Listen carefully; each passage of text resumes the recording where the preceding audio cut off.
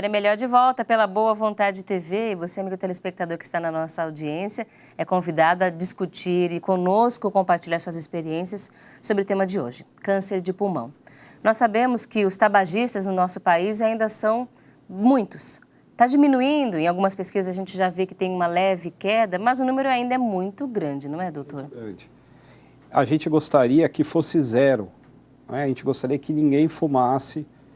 E é inconcebível como uma pessoa destrói o próprio corpo em busca de um prazer totalmente inútil, né? A pessoa sempre tem que lembrar que naquele momento que ela está fumando, ela não está pensando num prejuízo que ela pode ter daqui a anos, principalmente os jovens. Muito do tabagismo, a propaganda, o incentivo que a indústria tabagista faz é voltado para as pessoas novas, jovens. Isso é muito perigoso. A gente tem que orientar nossos jovens que isso não pode acontecer. E os jovens estão muito distantes ainda de uma doença, eles nem passam na cabeça deles. O corpo ainda está no auge do funcionamento, não tem essa preocupação tão grande ainda. Então aqui a gente poderia ver como que o ar entra no nosso corpo através de um tubo que é chamado traqueia, né? Essa traqueia é dividida para os dois pulmões, o pulmão direito e o pulmão esquerdo. Isso daqui é uma imagem fictícia, é claro que isso não existe, né?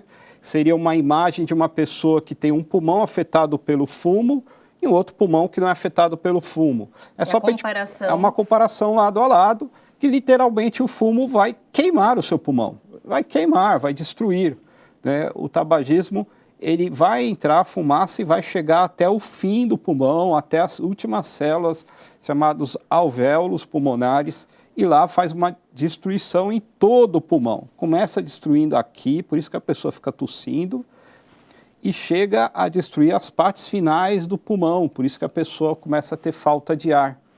Quando a pessoa tem uma destruição muito grande em todo o pulmão, ela corre risco de vida. Quanto mais o pulmão está destruído, maior é o risco de se ter um câncer. A gente viu naquela imagem no primeiro bloco que era só um pedaço. E aqui a gente já viu um pulmão completo. Isso determina a gravidade da situação, doutor? A partir do momento que você tem um pulmão debilitado, mesmo que se o paciente tenha um câncer, o fato do cigarro ter destruído o pulmão dele vai inviabilizar uma possível cirurgia. Então, digamos que o paciente tenha um câncer de pulmão e possa ser operado e tenha uma chance de cura. Você não consegue operá-lo porque o resto do pulmão dele já está destruído pelo cigarro. E se tiver um outro paciente que não fuma e que também tem um câncer, você consegue operar e tirar esse câncer. Lembrar que há cânceres, lógico, em pessoas que não fumam, mas é muito menos. É uma relação de 10 vezes, é uma quantidade infinitamente menor o número de pessoas que não fumam, que têm câncer de pulmão, do que o número de pessoas que fumam. Então não adianta você falar assim, não vou parar de fumar porque eu conheci um vizinho que teve câncer de pulmão e não fumava. Isso não tem nada a ver. Você pode ir lá no hospital que eu te mostro 100 pessoas que fumavam e tem câncer de pulmão. E vai achar uma só que não fumava e que tem. Essa pessoa que não teve, por exemplo, doutor, qual foi o motivo para que ela não tenha tido esse câncer de pulmão, ela tenha tido câncer, mas sem ser tabagista? Então, aí você tem alguns fatores que são pró-cancerígenos, que são inerentes das pessoas. Então, ao longo do tempo de uma pessoa, as células do pulmão, elas podem sofrer pequenas mutações em seu DNA. E uma célula normal acabar ao longo da vida se transformando numa célula cancerígena, isso de uma maneira intrínseca à célula, independente de mais nada. Poluição é um fator de risco, doutor? Poluição é um fator de risco. Um pouco menor, né, do que o tabagismo.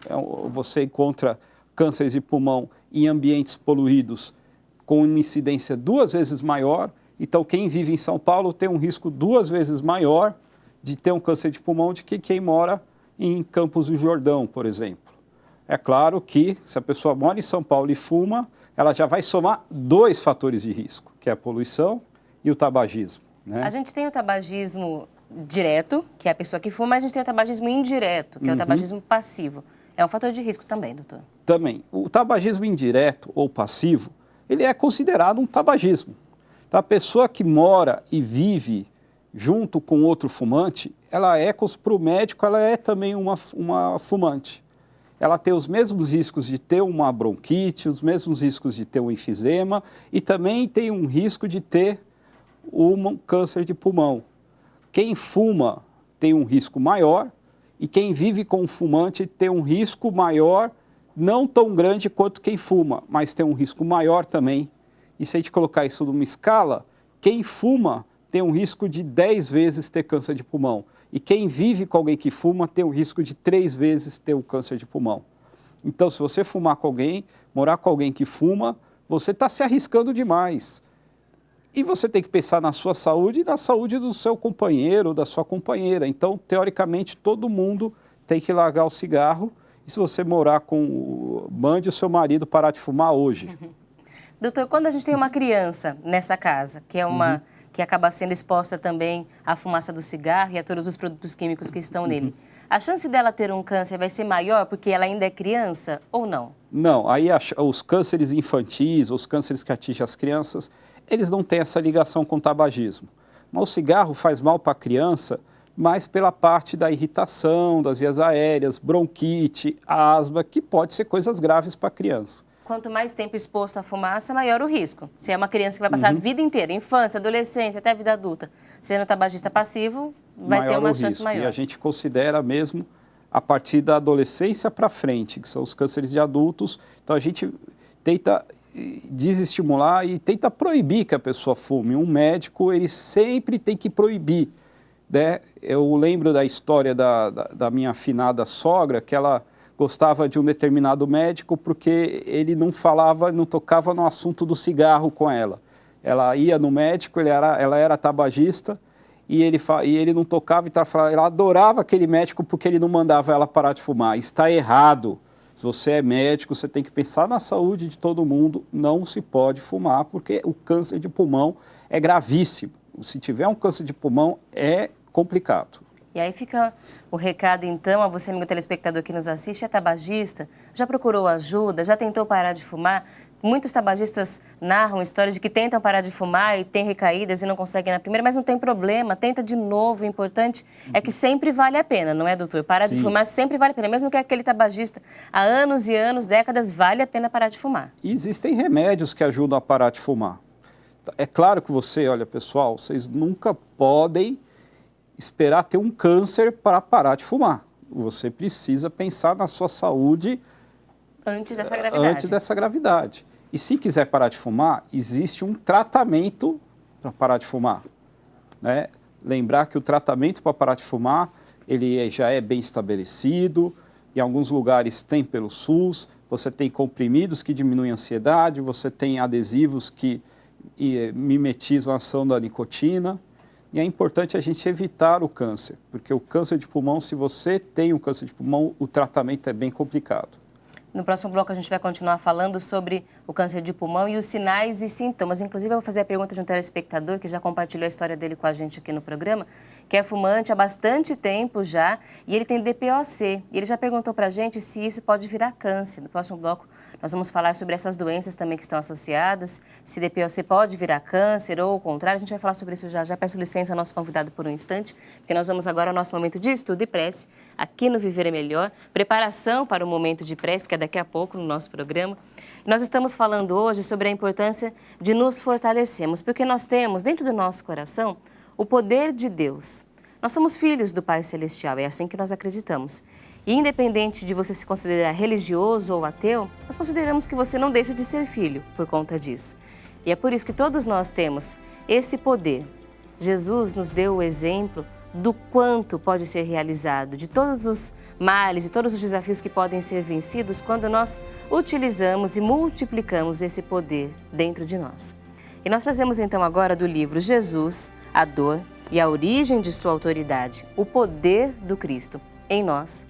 Uma página que vai continuar trazendo para a gente essa conscientização, porque quando nós nos conscientizamos de que somos filhos de Deus e que por isso nós temos todas as capacidades, nós começamos a enfrentar com mais coragem, com mais disposição todos os nossos problemas, todos os desafios que a gente tem que resolver. E nós encontramos na página número 122 e 123 o destaque que nós vamos trazer. O subtítulo em especial é A Dor do Cristo é o Poder dele em Nós. nós vamos trazer essa leitura e você que nos assiste pode ler junto com a gente também aqui no programa Viver é Melhor. Se você preferir, também ler na sua casa, ligando para o nosso telefone do Clube Cultura de Paz, 0310 07 940. E nós convidamos você agora à seguinte reflexão. Aqui chegamos ao ponto do porquê ter eu colocado na capa aquela frase logo após o título do livro: O Poder do Cristo em Nós. Reparem bem o que anuncia o Mestre Jesus. E o pão que eu darei pela vida do mundo é a minha própria carne. Evangelho segundo João, capítulo 6, versículo 51. Continua o jornalista Paiva Neto. E na boa nova do Senhor da Paz, encontramos a sublime revelação. Abrir aspas. E o Verbo de Deus se fez carne e habitou entre nós, cheio de graça e de verdade, e vimos a sua glória como unigênito do Pai. Fechar aspas. Evangelho de Jesus, segundo João, capítulo 1, versículo 14.